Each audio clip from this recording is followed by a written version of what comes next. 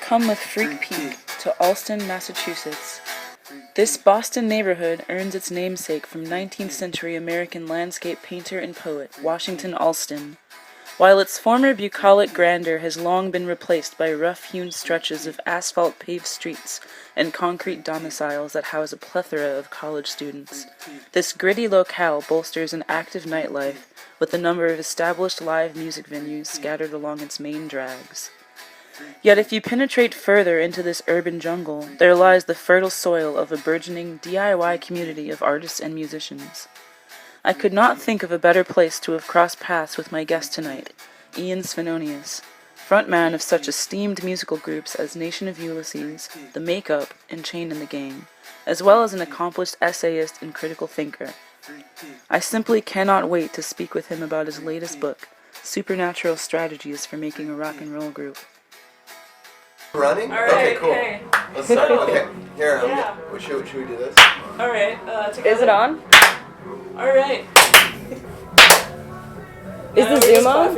Okay. Golf clap. Is the Zoom on? Yeah, it is. Okay. It's recording. Awesome. Woo. So, All right, so hey. Yeah, hey. Hi. Thanks for having me here at your place. It's really nice. Thank you. It's great.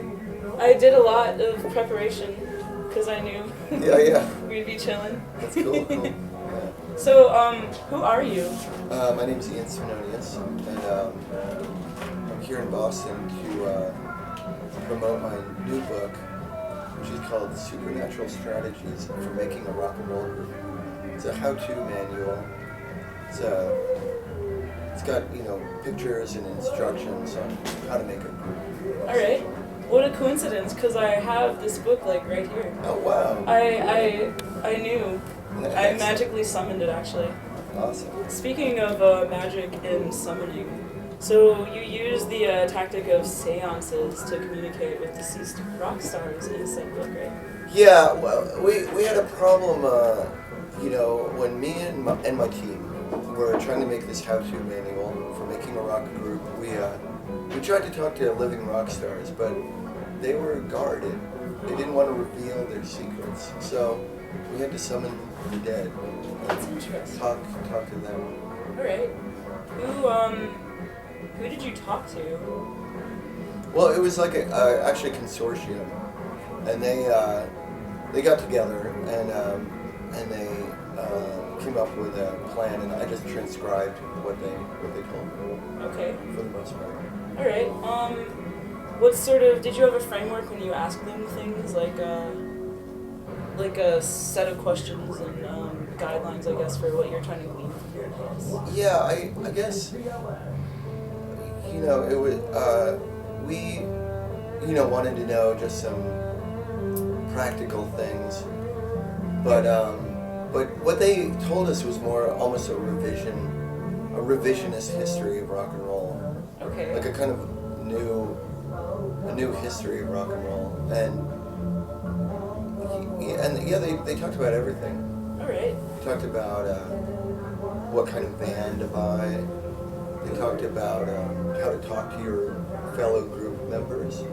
They talked about drugs, sex, all the cliches of rock and roll life. Do you think that there's something about them being dead that made them be able to have this sort of history where they can unpack, things that they weren't really aware of when they were actually experiencing things or something? I do think so. I think they've reflected. Okay. They've reflected a lot.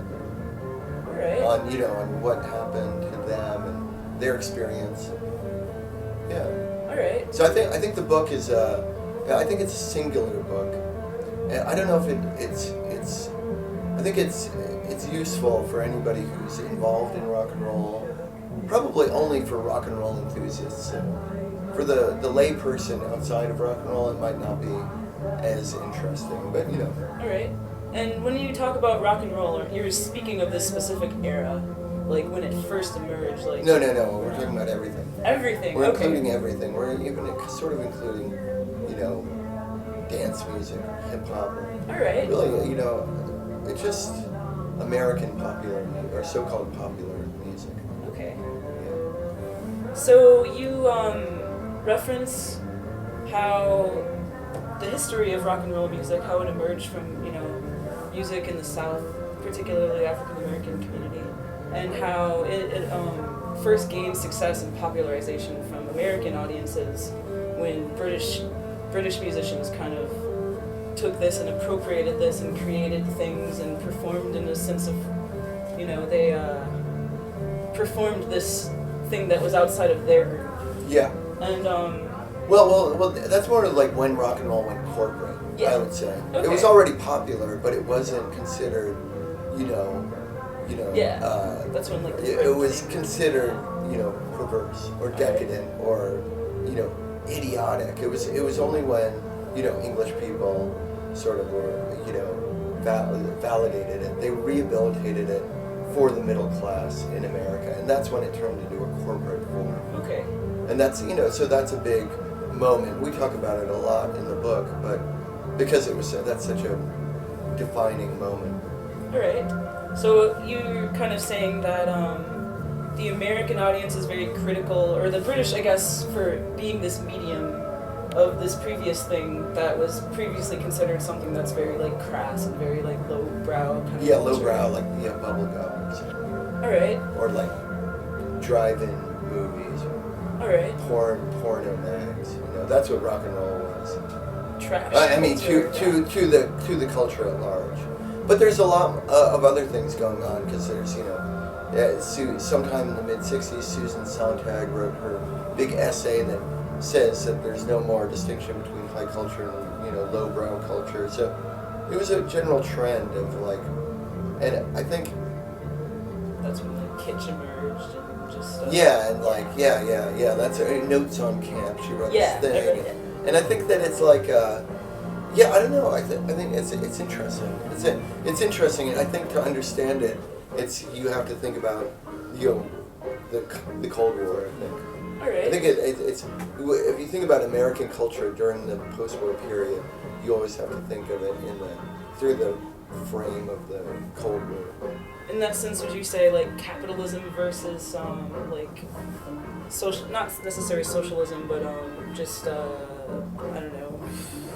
Like Marx, Well, just really Americanism, Right. just like proposing that there's these things that are intrinsically American that are really attractive, and the Americans, I mean, these things existed, but they were promoted by the government because they were promoted internationally as a language to be emulated by the government because if America had tried to compete with the Europeans in opera, they would have lost. Yeah. So they had to say, no, there's this intrinsically American art. That's what's happening now, and that's why rock and roll eclipses all the other arts. All right. It's just but that might not be useful for a rock and roller, the young rock and roller, the young upstart who's trying to start their own group. Maybe that's irrelevant for them. Maybe they don't care. But that's what the ghosts told me about. All right. Yeah, They're like, hey. I was, that's, yeah. All right. Do you think there's an importance of having some sense of culture, and the fact that America itself is more so like we're kind of believe that it's this melting pot, and we don't really have our own culture because we kind of appropriated lands that weren't traditionally ours, and do you think that because like Italy has opera because that's like that's something they've had for centuries and that they've developed, and that's like their kind of export, like we are this music. Yeah. Well, that's interesting because in a way, yeah. So, if you talk about the USA, what the USA is, it started as sort of a corporate venture. The USA starts as a corporate venture. It's just it's essentially a concentration camp, and the main people involved are African Americans who've been imported, as slaves. So really, the oldest American culture is really African culture, and so it follows that the American export is also African culture, but it goes through this this, it goes through this machine, which is, capitalism. It goes through the machine, which is like,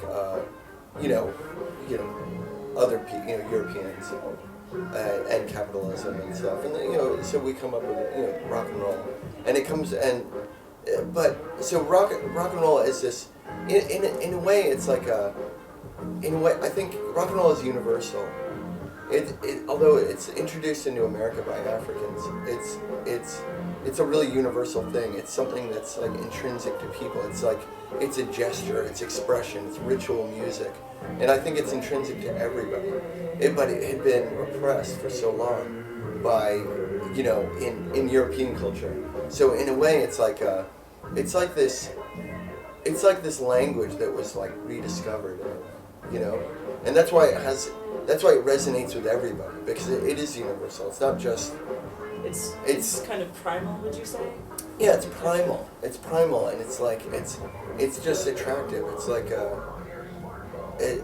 so anyway, yeah. So even though America said, oh well, we this is our thing, it's really it makes sense to everybody in a way that maybe even opera doesn't. All right. So would you say it's more of like a human kind of thing itself? Yeah, in a way, it's like this really advanced science that Africans were still, that Africans had or they were still practicing it when it had been lost. It was like the Dark Ages in Europe. They'd lost their expression, and then they rediscovered through, in America.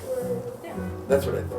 Do you think that there's a particular role in social oppression? Like deep-seated, because Africans in themselves, that was kind of how they expressed themselves communally, because, in slavery days, they weren't allowed to have drums, they weren't allowed to, they were basically stripped of their previous culture and forced to assimilate into this, European structure without necessarily being, considered full human. Yeah. Well, I think, probably. I think that and rock and roll becoming the cultural expression for America is really interesting, because Americans are taught to think of themselves as outsiders. We're taught to think of ourselves as having suffered. There's a whole biblical thing. So the idea that, we're, whether it's Plymouth Rock or Pearl Harbor, 9/11, there's this idea that, we've suffered, The idea of suffering for even an imperial culture that is occupying the globe, that's always central to the psychology. Right. It's the idea that, we suffered, we deserve it. Do you know what I mean? Yeah, like a reward system. I guess meritocracy is kind of similar. Yeah, I did my time, now I can yeah. But I think maybe appropriating language that comes out. I don't know. That's a good question. I don't know. Right. The book asks a lot of questions. It doesn't answer them all. Okay. Only what some spirits have been able to tell you. Exactly, yeah. Alright.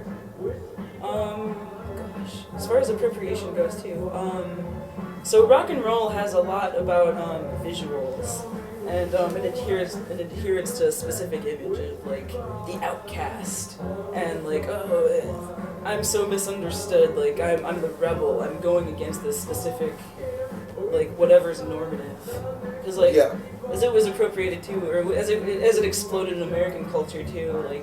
You mentioned how the group is has parallels to gang cultures and yeah. Well, I would say, this is what I would say, is that if you look at the American ideal, or the American state of grace, is alienation. Alienation is what we all aspire to, so that's the way we feel. But it's also our aspiration, is to be alienated. It's as an American, you're not supposed to identify with politics or political parties. You're supposed to eschew labels. You're supposed to be an individual. And this really plays into this this is really useful for the elite because it means that we have a hard time organizing politically. We have a hard time connecting with our fellow humans. Everything's supposed to be motivated by a sense of selfishness. Your own self, the individual. Yeah. So like individualism, that's the creed of the nation. And outsiderism. You know, our president is always an outsider. They're always the governor. They're not the senator. It's always an outsider. And it's weird. So I forget what the question was. Oh yeah, but rock and roll. Yeah, rock and roll. Yeah, I think that organizational, like the model, the music might come from blues music or gospel music, black gospel music, but as an organizational model, the gang model is what the rock and roll group it comes out of. And the gangs were, these outsider groups that were spawned by the Industrial Revolution, that represented different ethnicities, that protected turfs. It was a fantasist world where these gangs would have a name and be purport to be fearsome. And that's what a group is. A group, it has, they're a little kind of sub-society, a subculture, a little cult. There's a mentality behind it. Us against them, they hate society at large. That's what the rock and roll group is. It hates society. It just, they look different. So that you can't say that's not out of the blues tradition. That's the gang tradition. And in a way, rock and roll is just as much this gang model as it is the music, the blues music. Do you know what I mean? Yeah, absolutely. So, So wait, do you have a name for your show? Or is this like Hassle TV? Hi, this is Hassle TV. Hey, this is Hassle TV. We're coming at you live and direct from my living room. Thanks for having me. Thank you for joining me. Yeah.